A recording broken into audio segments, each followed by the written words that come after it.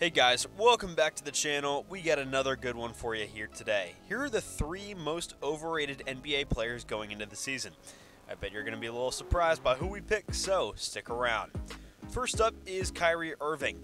Kyrie, in my opinion, is the most overrated player in the NBA. One of these reasons is the lack of leadership and actual impact that he brings to a game. In the 2018 playoffs, Kyrie was unavailable as he was injured.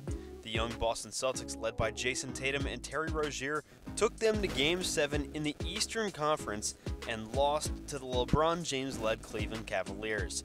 Going into the next year, LeBron leaving for the Lakers in the West gave a perfect opportunity for the Celtics, coming off a Eastern Conference Finals with young talent. And this year, they add back Kyrie Irving to the mix. They should have been unstoppable in the East. Well, that didn't happen as they were bounced in the second round thanks to a lack of leadership from Kyrie. He's also a head case now with the whole Brooklyn situation. This is the third team that he's tried to force his way off of. His arrogance is huge and he needs to humble himself before he gets another ring. That's all for Kyrie as a leader. Now I'm going to talk about him as a player. I will admit, he's a pretty good offensive player and has some of the best handles in the NBA ever. But that's not the only thing that goes into the game. On defense, he's average at best. And some of it has to do with his height, as he's sometimes attacked because of it. He's had more seasons with a negative defensive box plus-minus than times that he had a positive one. He just isn't a great defender and really doesn't give a whole lot of effort there. Being terrible on defense, along with being a terrible leader and hurting teams, is why Kyrie is an overrated player. At number 2 is Kristaps Porzingis. Next up, we have Mr. Tingus Pingus, Kristaps Porzingis. This man was an awesome sensation when he first came into the league and was one of the lone bright spots on the Knicks along with Melo.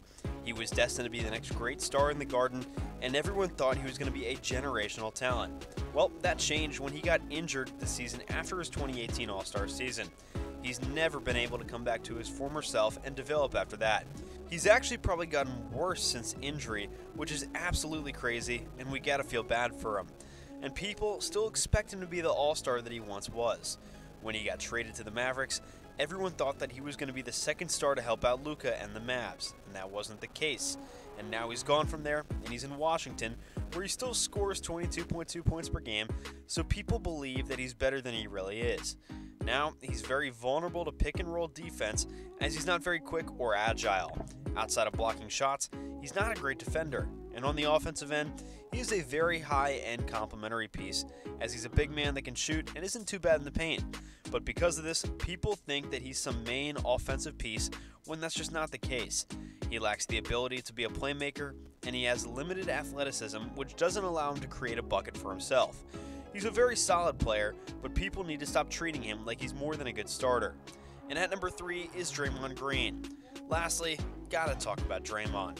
If he was drafted by any other NBA team, he wouldn't be in the league anymore. Everyone thinks that he's some glue guy as well, and that was disproven with the whole Jordan Poole situation. As the leader, no matter how high up you are, you have no right to fight one of your teammates. He's also a very overrated player on both sides. On the offensive end, I see him way too often just standing at the top of the key, while everyone else just does the work and sets screens to get Klay and Steph open. The past 5 seasons, he's had a negative offensive plus-minus, which shows the lack of offensive output.